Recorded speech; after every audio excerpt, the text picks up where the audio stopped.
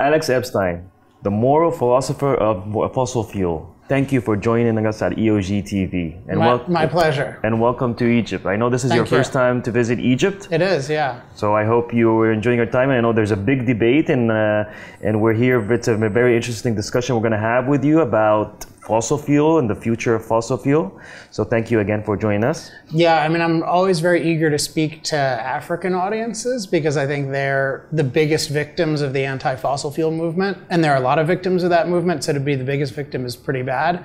And I've seen a lot of good statements coming out of Africa, so I want to do whatever I can to amplify that, because I think Africa actually has an opportunity to save the world from really bad policies.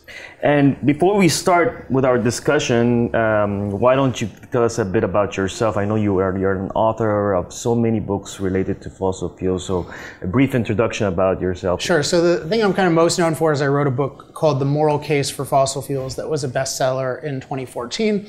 I actually have a new book called Fossil Future: Why Global Human Flourishing Requires More Oil, Coal, and Natural Gas, Not Less, which just came out 2 weeks ago, so May 24th. And I mean, I have a weird background because people think, oh, you know, you must have been in the industry and stuff, and I didn't come from industry at all. I didn't even know anyone in industry when I came up with my views. But I have a philosophy background, and I'm very interested in how to think logically about issues. And I think the way we think about energy makes no sense at all. Just one analogy is, you know, if you're deciding on, should I take this prescription drug, right? We have a common thing, which is we weigh the benefits and we weigh the side effects and we make a decision. And yet when we talk about fossil fuels, I find even our leading experts don't really look at the benefits at all. And that leads them to make terrible decisions. So there's a lot more to say about that. But basically I thought that the world wasn't taking into account the benefits of fossil fuels, and I thought that was really wrong, so I wanted to investigate the issue for myself and really see if you take the benefits and the side effects and you weigh them, what's your answer? And then I thought, oh, we need to use more fossil fuels. And everyone disagreed with that, so I was like, well, I should speak about this publicly. This is very interesting. So everybody is talking about using less fossil fuel, right? And you have a philosophy of actually the benefits of using more fossil fuel. Yeah, and you notice even what's interesting is the industry historically has not even said we should use more fossil fuel, right? They've basically said, they've agreed, oh, it's an addiction, we're stuck with it, and they just said we need to get off it more slowly, what's now called energy transition. But the idea is, okay, do we get off fossil fuels by 2040, by 2050? But that's an odd thing for a company, right? Usually companies say you should use more of our product, and we're good, whereas oil companies would typically say, well, you just need to use less, but more slowly. Yes. And our product is not good, but it's maybe not as bad as you say. So then it's odd for people that someone from the outside is saying, no, you're actually good, when the industry itself doesn't say it's good. That's been one of the challenges. Now it's changed a little bit. The industry, I think in part thanks to my work, has become much more outspoken, but still, it's still pretty weak in my opinion. So if I would take from those words that you were saying, and then, with all the global warming threats that we're facing and climate change, and so from your perspective, how would you deal with it? Because according to statistics, that fossil fuel is playing a very big part with global warming threats and climate change. So from your philosophy, how would you deal with such challenge? Well, so it's interesting because there's a difference between believing in global warming and a global warming threat. So when you say threat, what does that mean? I mean, that means something that is likely to destroy something that you think is valuable. Now, for me, if I were to see a climate threat, for me, that would be something primarily that's killing more and more people. So if we saw, well, global warming is leading to more and more deaths from climate-related disasters like heat waves and storms and floods and drought, you know, that would be really distressing. You would still have benefits of fossil fuels that you would have to weigh. But what's fascinating, what I learned in 2007 and really changed my life, is that we're actually getting far safer from climate. So we actually don't face a climate threat, or at least so far there hasn't been a climate threat. There's been a massive improvement in how safe we are from climate. We have pretty good data on this over the last 100 years, and they measure how many people die of climate-related disasters, like storms and floods and heat. And people have no idea usually, but these are down by 98% over the last 100 years. So you think about that. You are 1/50th as likely, and this is globally, right? It's not just the wealthy world. You're 1/50th as likely to die from a climate-related disaster as you would have been 100 years ago. So this is an area where life has improved. And so there's this question of why do we view it as so bad, given that it's improved? And I think it actually comes down to philosophy. I think some people are looking at the climate from the perspective of it's evil of us to have any impact at all, and they think it's just wrong, even if we're safer from it. Whereas my perspective is I think human impact is often good, is usually good, as long as the overall effect on human life is positive. So I think we've contributed to being 1 degree warmer in the last 170 years by burning fossil fuels. But the fossil fuels, the benefits have made life better, including they've made us safer from climate. So now we have the ability to make it cooler when it's hot. So you take people in India with air conditioning, they're much more comfortable in the climate, even if it's 1 degree warmer, right? Because they have air conditioning. And by the way, cold is still a much greater killer than heat. Even in India, cold kills more than heat, let alone, the Northeast United States or something like that. So my view is people aren't looking at climate and the world from a really pro-human perspective. They're looking at it from the perspective of our impact is evil and we should eliminate it. And that's what I think is the core thing. I think the leaders of the climate anti-fossil fuel movement are anti-human impact, and there's a hostility toward development. And I think if we recognize this, the less developed places should be very afraid of this movement, because I believe this movement doesn't want Africa to develop, and they think it was bad that the rest of the world did develop. Yeah, and it's very interesting, but this impact of human on climate change has been always there for decades. So why now? Right. I mean, we've been increasing. We've been emitting greenhouse gases. I mean, what it's true that we emit more now because we're using more energy. But yeah, we've been having a warming influence for a while. And there's this question of, for instance, why is it that by 2050 it all needs to end? Why is there this target? Yes. And one really revealing number is you hear 1.5 degrees or 2 degrees, right? These are the magic. First of all, the fact that they're such round type numbers, that should be very suspicious that, we have the perfect number, right? And it's just 1.5. It happens to correspond to our number system. It doesn't make any sense. And you look at it, we've already had 1 degree of warming. And when we say 1.5, it's not 1.5 from now. It's 1.5 since pre-industrial revolution. So we've had one degree warming, right? The world is far better in every respect. It's a much more abundant and safe place. People are far safer from climate. This is clearly related to fossil fuels, which provide 80% of the world's energy. And what that does is it powers all the amazing machines that make life good instead of bad like it is in the undeveloped world, in undeveloped times. And we're supposed to believe another half a degree average temperature change is going to make us life terrible, or another degree. It doesn't make any sense. So again, the leaders of this, for them, it's like a religion. They just think it's wrong to impact the climate. It's like they have a commandment that says thou shalt not impact nature and thou shalt not impact climate. So for them, it's a disaster, not because it's bad for us, but they just think it's a wrong thing to do. Because you have to look, if you look at the situation, fossil fuels are a crucial source of energy. They're 80% of the world's energy. They're still growing, even though there are many competitors. There have been for a long time. So there's something very special about their ability to provide low-cost, reliable energy to a lot of people. And that energy is crucial. And most of the world doesn't have nearly enough energy if you take the US standards. Like you take an American, you have something like 1.5 billion people who use even 40% of the amount of energy that we use in the United States. So how can you tell the rest of the world you should use the same amount of energy? It doesn't make any sense, right? Why? Everyone would want the same opportunities that we have. So you have fossil fuels are uniquely good at energy. Energy is important. And we're in an energy-starved world. And you're saying, let's get rid of basically all fossil fuels in the next 27 and a half years to avoid half a degree or 1 degree of warming? That you can't, this is not a pro-human way of thinking. Again, it's all about believing that our impact is evil, and you place that above everything else. And that's why I don't think the modern climate movement cares about energy. So what you always say the statement that burning more fossil fuel helps humanity to flourish. Yeah. What do you mean by that? Okay, well, so the elements of that are flourish, and then why does burning more fossil fuels do it? So flourish is a term I like because you have the term survive, but often the way people take that is it just like, oh, I'm just gonna.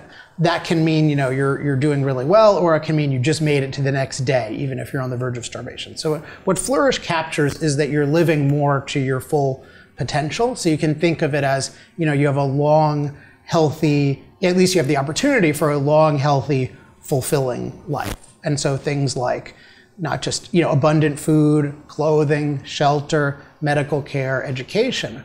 And so those are elements of having the opportunity to flourish. Now, there's a question of what makes that possible, and what we know doesn't make that possible is a pre-development life. Because in a pre-development world, human beings are very poor. And the reason we're poor is because nature doesn't give us much in the way of usable resources, and it gives us a lot of threats. So the normal existence for most of history is that human beings struggle to get enough food, and we struggle to even protect ourselves against the most basic threats from nature. And then, just like heating our homes at all, protecting ourselves from storms. And then periodically nature just wipes a lot of us out because we're just not resilient enough. You'll see even 100 years ago, stories from China about, 5 million people died from this flood or something. It's totally tragic, but this is the normal, natural way of life. And so the question is, how are some places in the world so abundant and safe compared to what life was like 100 or at most 200 years ago? And I think the reason is machines. That's the key thing. When we live in nature and we just have manual labor, we cannot be very productive. We can't overcome all the problems of nature. Nature is deficient, it doesn't have much resources, and it's dangerous. And if it's just our bodies, we can't do much. We're just toiling. But if we get machines to do work for us, we can do a potentially unlimited amount. So you take a modern piece of agricultural machinery, like a combine harvester, that can reap and thresh as much wheat as 1,000 good manual laborers. So you think about that, one person can do the work of 1,000. Energy machines also allow us to do types of work that no humans can do. So no number of humans can fly, right? No number of humans can make an incubator that save a baby's life. So you can think of it as what machines do is they amplify and expand our productive ability. But those machines only work if they have food, just like humans. Yes. And so energy is machine food. And so the way to think of it is the lower cost energy is, the more people can use machines to improve their lives. And the more they can use machines, the more they can flourish. So that's why energy is so important. And then why fossil fuels? Well, as I mentioned, fossil fuels are 80% of the world's energy.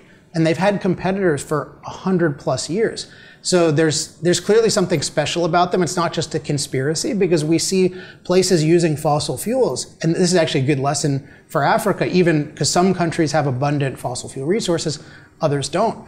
But let's look at South Korea. Let's look at Japan. Let's look at Singapore, places that have developed in ways that many African countries would aspire to. They don't have significant domestic fossil fuel resources, yet they are overwhelmingly powered by fossil fuels. Japan over 80%, South Korea almost 90%, Singapore over 95% fossil fuel. Why? Because fossil fuels are usually the most cost-effective way to produce all the different forms of energy you need. We can get into the details of that, but the facts don't lie. All the countries are pursuing fossil fuels for almost all of their energy. The one partial exception is Iceland, which has very unique hydro and geothermal resources, but even they use a ton of oil, right, for their transportation. So again, if it's just, you think of it as fossil fuels are a unique source of the energy powers the machines allow you to become productive and prosperous, and that gives you the opportunity to flourish. So that's why I say burning more fossil fuels means more flourishing. So you don't see the new technologies of renewable energy could play a role that could overtake fossil fuel benefits? Well, it depends on your time horizon and what's the evidence. And the context here is, I'm not telling anyone you cannot use solar or wind. The solar and wind people are telling us, including telling people in Africa, you cannot use fossil fuels. So this is very important. One side of this debate is a coercive side, and the other side is a pro-freedom side. So my view is you should use all sources of cost-effective energy, and you're free to use them, but you really should make sure you're doing cost-effective things. There are a lot of claims about solar being cost-effective that are not true, because they don't factor in the full costs of solar. But I'm all for, if you can find truly cost-effective ways to use solar, you should use them. But that's very different from dictating, hey, the whole world needs to operate mostly on solar and wind in the next 27 and a half years. Yeah. And it's particularly perverse because solar and wind have not shown any potential whatsoever to do this. First of all, they only provide electricity, which today is 20% of energy. Over time, that'll increase, but still, that's increasing from a pretty small base. And if you look at electricity, how many places in the world are self-sufficient with solar, wind, and batteries? Zero. Nothing is even close to this. The places that use the most solar and wind, such as Denmark and Germany, have huge dependence on their neighbors to give them electricity when solar and wind are down, and to take their excess electricity when they overproduce. Same where I live in California. We have the same situation. And what you see is the places that are using the most have high prices. And the reason is because when you have solar and wind, they can almost, at any given time, they can go to zero, which means that you need almost 100% reliable infrastructure. So you have to pay for all the gas plants, the coal plants, the nuclear plants, as if you had no solar and wind, but then you pay for the solar and wind and the transmission lines. And so that ends up adding quite a bit in the way of cost. So this is not something that's out competing fossil fuels. Right now, it's adding to the cost of fossil fuels. And so the idea of let's force the undeveloped world to do this, I find this particularly perverse. And you definitely should not believe it. Like if the developed world is advocating something that it not only did not do, but is still not doing, and it's causing problems when we're doing it, why should the poorest parts of the world believe, oh, this is the way forward? Yeah. So in light of your argument, we're going to come back to Africa specifically because that's key. But in light of your argument, how do you vision the coming phase of energy transition? But I think energy transition, so the two terms that we use to describe reality today are both imaginary terms. So we use the term climate crisis and energy transition. Yes. And neither of these terms has any basis in reality. Again, we have climate impact. You can say we have global warming. Those are real phenomena. That's different than crisis. You can't have a crisis where you're far safer from the thing than you were before the crisis. It would be like somebody said you have a terrorism crisis and terrorism went down by a factor of 50. That's not a crisis, that's an improvement in the situation, right? So we've had a climate improvement in the sense of we're so much more resilient from climate. I call it climate mastery. We've mastered the climate. So, and that can improve. And then energy transition, what that means, the long version of that is a transition, a rapid transition to net zero energy. Often renewables, we can just say net zero. Is that happening? Is that a real thing? It's not a real thing, right? We have more fossil fuels is still growing. Went down during the pandemic because the whole world lockdown because the whole world shut down, but it's increasing. So what we have is an energy addition, not an energy transition. And the addition is often unwise because it's unreliable, cost-adding sources of energy, like solar and wind. So I find it annoying, to say the least, that the energy industry is using this term. It's just a fantasy that people have, but I think it's a bad fantasy because it's a fantasy that says, let's go from everything that works that's cost effective to the things that don't work in a very rapid amount of time in a world that needs much more energy. So I think a much better term to use is energy evolution. So what you do want is you want energy to improve over time. So you want it to be lower cost, more reliable, more versatile, so it can power more types of machines on a larger scale. And you do want it to be cleaner. And also I think it is legitimate to want more control over whether you emit CO2. Now, I think that's totally legitimate. There's a real question about, is CO2 on its own net good or net bad? Because CO2 does have a lot of benefits. It has a greening influence, and the world is too cold for most people, so warming has benefits too. But it would be good if you could, it would be ideal if you could control it. Like if you could decide, humanity might decide, hey, let's put even more in the air, in the atmosphere, because it'll be better for us. But that's, for me, a pretty low priority to be able to control it, because it's clearly not catastrophic, let alone apocalyptic. But you can want to evolve, and I think the most promising energy evolution is nuclear. Sure. So that's something that has worked very, very well before mostly the West became very hostile to it and made it incredibly expensive. So I'm super pro-nuclear. And there's some promising, maybe some promise in what's called deep geothermal, going really deep in taking advantage of the natural consistent heat underground. It's still pretty exploratory, but maybe there's something you could do with combining solar and natural gas. But yeah, my basic plan is the focus needs to change. The focus should not be on eliminating CO2 emissions, particularly in Africa, but I think everywhere. It should be on expanding, what I call expanding human empowerment. So in a world where we have 3 billion people who use less electricity than a typical American refrigerator does. And most Americans don't realize this. Like your refrigerator, that's a person. There are many people, 3 billion people who use less than your refrigerator uses. The priority has to be expanding empowerment, not reducing emissions, and those are at odds. That's what people resist this a lot. But in today's economics, reducing emissions in most cases is at odds with expanding empowerment. Alex, I know this is not part of our discussion, but from all I heard of you, I would like to take your insights about why have you also seen that the conflict between the Russian-Ukrainian war had a very big impact on the need of fossil fuel more, where in the past couple of years, I think that energy transition dilemma was always the case. But now, with this existing conflict and the rise of oil prices, we see that fossil fuel is playing a very big part of the energy needs, especially in this time frame, and at least until the next year. So, how do you see that from your point of view? I think you can think of it as there's now a global energy crisis, but this was occurring before that war. The war certainly exacerbates it, and it particularly makes people aware of Europe's weakness and Europe's dependence on Russia. But essentially what you've had is we have a couple decades of kind of the freest, most developed parts of the world saying we're against fossil fuel investment, we're against fossil fuel production, we're against fossil fuel transportation. Many have probably heard of, we have the Keystone XL pipeline in the United States. So this was this pipeline that provides a very vital type of oil for our refineries in the US from Canada. And yet this thing has been delayed for over 10 years, and it got effectively canceled by President Joe Biden as soon as he took office. But even before then, it was impossible to build a pipeline. You used to be able to build a pipeline in like 2 years in the United States. So, and he shut down leasing on federal lands. So, we have huge amounts of federal lands and waters, and he said no more new leases for oil and gas and for other minerals and that kind of thing. So this is just a microcosm of what's been going on for 2 decades.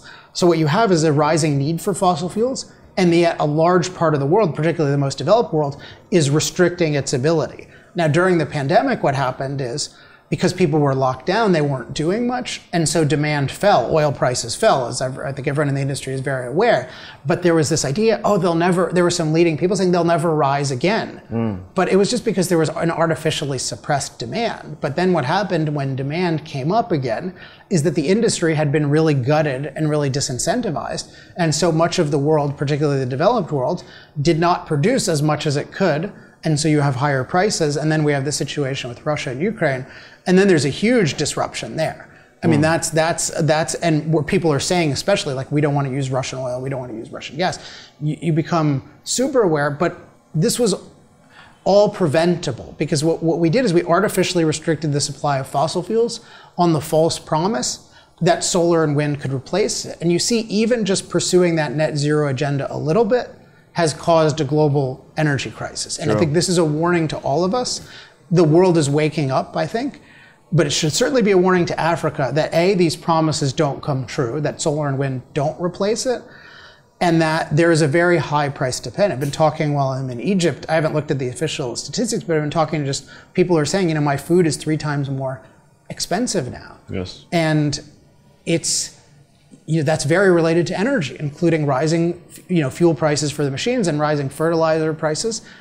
And in the more developed world, people are experiencing this too, not as acutely, but Africa should be very aware this agenda is not helping us at all, because it's not just it harms your ability to develop, which is the worst, but it also, when you make global energy prices higher, every product in the global economy becomes more expensive, including food. So this should be a wake-up call, and I think it is a wake-up call. So, and where I am, people are more and more questioning these so-called energy transition / fossil fuel elimination policies. And so this is a perfect time. I know Egypt is hosting COP27. I think the whole COP process is really bad because it's telling you eliminate fossil fuels. But this is a time to stand up because you can see the world seems so strong in net zero, but as soon as our prices go up a little bit, they fold. Yeah. Right? Joe Biden ran on, I guarantee you we will end fossil fuel. And then gasoline prices go up, the voters complain, and now he begs Venezuela for oil. So this is one thing is exposes this as a bad movement, and it's a weak movement. So now is the time to stand up and say, we're not following this anymore. Do you think with the current energy crisis we're facing, COP27 this year, especially that it's hosted here in Egypt and Africa, there will be a change in strategy when it comes to fossil fuel related to previous COPs? I think a little bit, but part of the reason I wanted to come here was I want to push it more. So what you've started to get is this narrative of we don't want a transition, we want a just transition. But I don't think that's nearly enough because the transition is still supposed to be eliminating fossil fuels. So what does that mean? We want to justly eliminate fossil fuels? Do you want to accept 50% of the restrictions? And I think it should be, we don't accept any restrictions on development at all. Development is priority number one. So that's why you could call it an evolution, but not, so there's too much focus on let's agree to the transition, but let's qualify it a little bit, or let's ask for more money. But I think you can see that money is not coming, and it's not that good to, like, you want to be developing on your own so you can be prosperous on your own. It's not good to be dependent on these things. And we've seen for years and years all these promises of we're going to give $100 billion a year. Yeah. Has not happened. And does anyone think it's going to happen with economic contractions? Do you think voters in the US are eager to contribute to a $100 billion climate fund when our gasoline prices, like, this is just, people have to realize this is a racket, and Africans in particular are being made a lot of promises that aren't going to be kept true in exchange for policies that will be incredibly detrimental. So it needs to, again, we have a lot of models of every country that develops uses a lot of fossil fuels. That's just a fact. And so if you want to develop faster, you have to look at the models. There are other things to learn from the models too, but one is you need to use the most cost-effective sources of energy. You can't just engage in somebody else's fantasy or experiment and hope that it'll succeed. So if you would advise African countries in COP27, what would Africa's message be? Well, I think they should withdraw. Oh, they should withdraw. Oh yeah, totally. They should all withdraw from the Paris Agreement and cancel it. Yeah, for sure. I mean, there's no, because that agreement, even in its baseline, is saying 80% eliminate emissions by 2050. So here's the thing. There's no way to do that without making life in Africa far worse. Because here's one of the wrong things about the just transition idea, is that, oh, the West needs, I've heard a few African leaders say this is a really bad idea. They'll say, oh, well, the West should go net zero by 2030 or 2040, and then we get to use all the fossil fuels you want. Like, we have a global economy. You do not want the developed world getting off fossil fuels and being we're already seeing it right now. We're already seeing it with food prices. Like, everyone, this is something people don't get. Everyone benefits from other people using fossil fuels because they use it to be more productive, to produce valuable things. Even in the US, we benefit a lot from China's use of coal to produce things. So it's in no one's interest for the wealthy world to become really poor, and it's not going to help development. What you need is you want the non-wealthy world to become wealthy as quickly as possible. So nobody's going to benefit from causing a global energy crisis. So what this means is the Paris Agreement is irredeemable because it's saying that we need to get off fossil fuels rapidly globally, and however you cut that pie, it's going to be bad for everyone, and it's going to be particularly bad for the poorest countries. And by the way, it's non-binding. So are any of the countries meeting their commitments? I mean, the US sort of did accidentally by having a lot of natural gas and this kind of thing. So you can displace, depending on the place, some coal with natural gas, but that's limited. You're still going to be emitting. You're still going to be violating the accord. So no, it's an anti-fossil fuel, anti-development agreement, and they should withdraw from the agreement.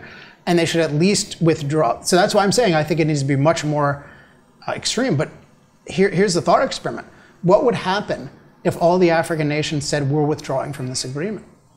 what would the rest of the world do? The rest of the world, see, this is the thing, here's an inside secret, I don't know if most people know, like, the rest of the world is terrified of Africa disapproving of it. Because the rest, like, particularly in the US, there's a lot of focus on the people in power claim to care a lot about the disadvantaged. So if the least developed part of the world says this is unfair, we reject this, what's the US gonna say? Are we gonna say you have to do this? No, we're gonna crumble in the face of this. So I think this is a big reason why I sort of I talk to a lot of African leaders when I can. I was very eager to come here because people think that if we just play along, we're going to get all of these great prizes and money and loans and stuff. I don't think that's going to happen. That doesn't really, realistically doesn't really happen. Yeah, it's not going to happen, and it's not very good to become dependent on it.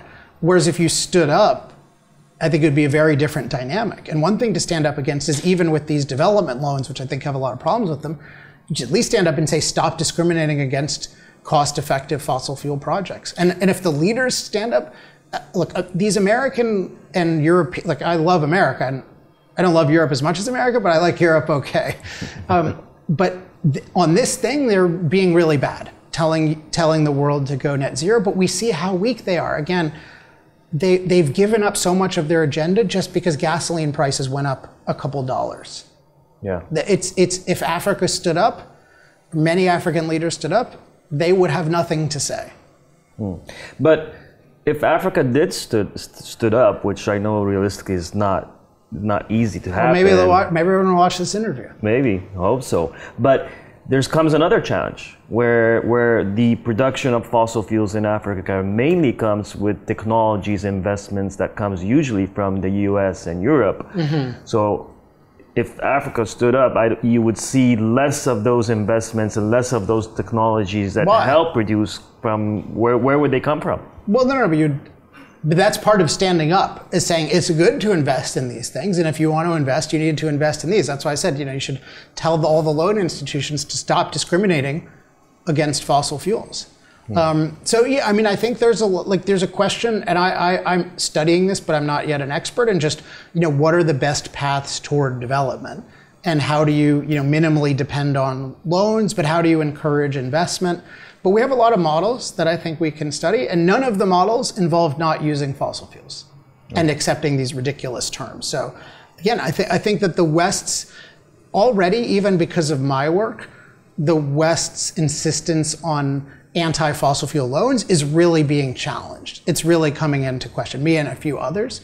But it's much more powerful if the African nations stand up and say, not just give us a bunch of climate money, but these are good projects, you should not divest from these good projects. That's much more important. Like these climate funds, it's not going to happen, and it's not the right thing. I don't think it's right anyway.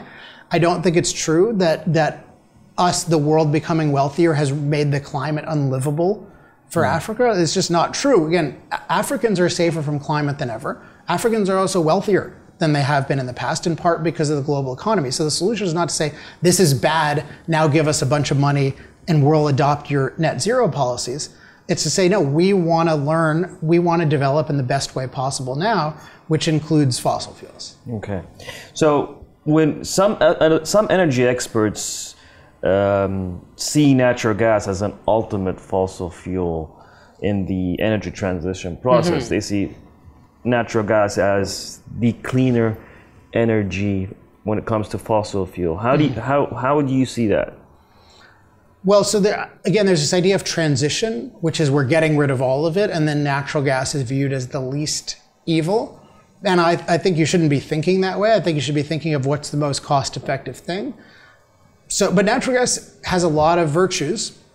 It has some challenges though, right? Oil is if you look at density in terms of how easy it is to carry, oil's the best, coal's the second best, natural gas is the third best. You can liquefy it, but it's a lot harder than moving coal. That's one of the reasons why coal is still the most popular source of electricity in the world. So I'm very pro coal, but gas is great. Look, it has a lot of advantages, including it's super clean. You can burn it in your home. That's not nearly as advisable with coal or even oil. Sure. So I think there's huge potential for gas. Obviously we're in Egypt, which is very good at producing gas, and there's a lot of potential for more. So I think it's a great technology, but it shouldn't be, we shouldn't think of it as transition fuel. You can, if you want to think of it as anything, it's just an evolution fuel. It's just part of progress. But we could be using natural gas in 80 years. And I hope that nuclear develops enough where it becomes cheaper than fossil fuels. I think that'll take a while, but I think it could happen. But we want evolution, right? We want the best things, but you don't think of it in terms of we're going to get rid of this in 20 years. You only, quote, get rid of it if you find something better. Yeah, yeah. And do you think the companies, oil and gas companies' target of net zero, are they realistic? No. No. I mean, I could elaborate, but so first of all, they have these different, all these terms that they call scope 1, scope 2, scope 3 emissions. And I think the most important thing, what they talk about, the most important type of emissions from oil and gas are the emissions from actually using the product. And so one thing that companies have done is they've just focused on their own emissions producing the product, but that's not that significant compared to the emissions of using the product. So you think of it in an analogy, people think of oil like cigarettes, which I don't think is a good analogy, but that's how it's thought of. So it would be as if you said, I'm Philip Morris, right? I have a tobacco company, I sell cigarettes, and I've banned smoking for all my employees. So therefore, I'm net zero smoke. Yeah. But you'd say, but you're selling cigarettes, right? And that's where all the use is. So it's not really that honest to say, oh, I don't have any smokers in my company. Well, but you're encouraging smoking around the world. Yeah. So the real emissions that matter are the emissions by the consumers of oil, or natural gas or coal, which includes a lot of industry as well as just people in their personal lives. And my point is, there's no way to avoid those emissions for the foreseeable future. So on a large scale, what you would need is a very low cost or free way of capturing emissions. And it simply doesn't exist. So what you sometimes see is people will say they're net zero, but it's the kind of gimmick I mentioned where they're just talking about their emissions. And then what they'll do is they'll go plant some trees somewhere and then they'll say, oh, well, I'm net zero. But there's accounting problems with planting the trees, but the main thing is you can't plant enough trees.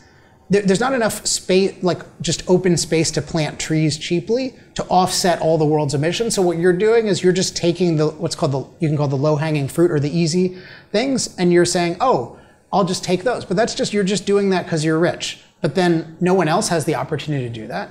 So it's just a symbolic gesture. So no, there is no demonstrated way of eliminating emissions meaningfully as an oil and gas company. You can do things like you can inject some CO2 underground to get more oil, but you shouldn't pretend that's eliminating emissions around the world. Yeah.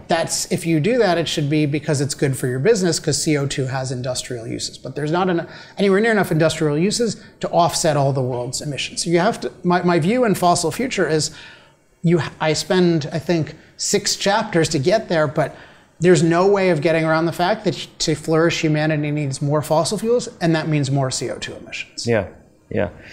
So what is the way to avoid geopolitical fossil fuel risks? Well, first of all, the wind and solar risks are much greater. So that's one thing that people don't realize. China controls the entire supply chain of solar and wind, particularly the processing of elements.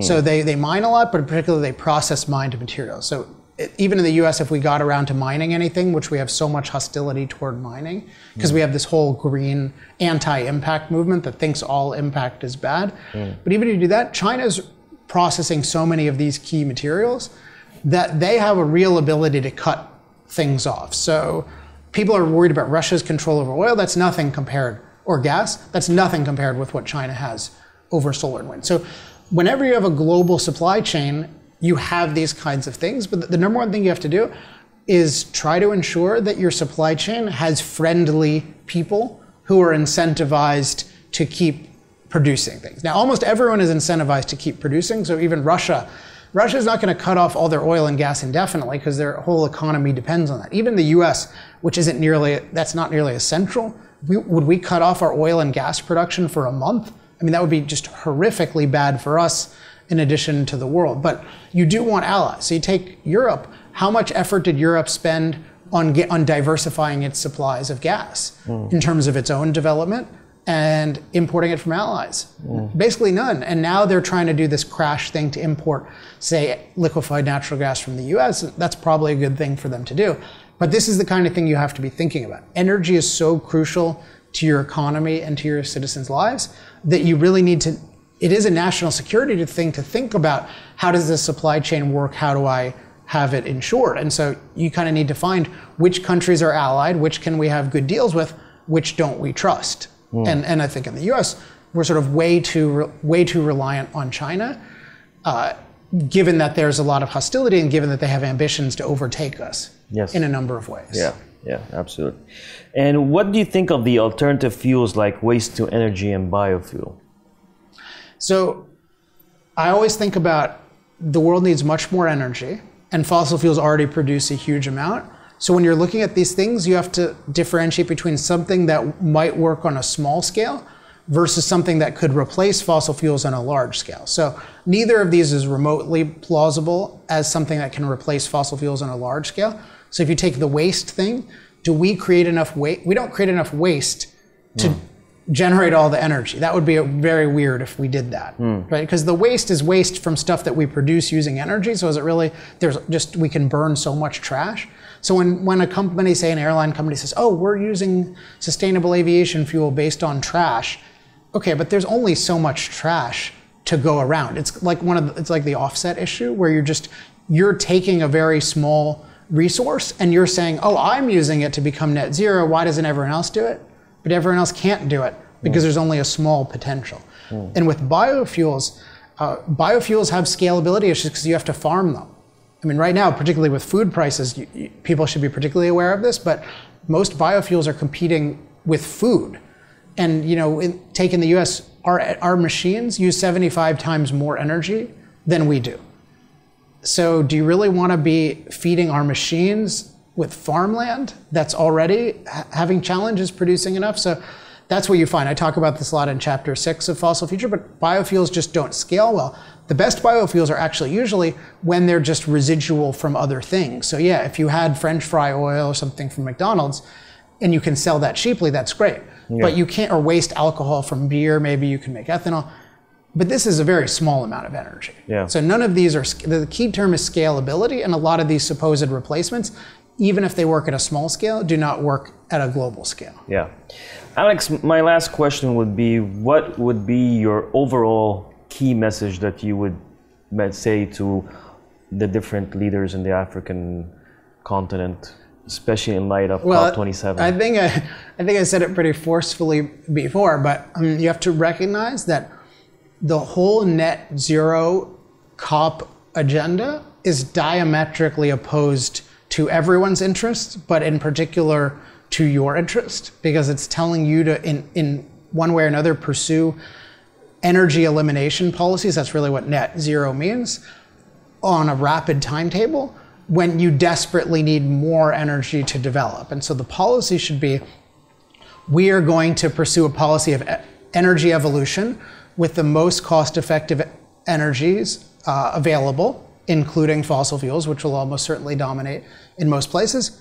And I think at COP, you should say we reject this agenda, and I think you should withdraw from the Paris Accords, because it is an anti-energy policy that's telling the world to eliminate emissions when the world needs to continue and increase emissions, and particularly the developing world does. So I understand that sounds extreme, but I'm curious if anyone can refute the logic of it.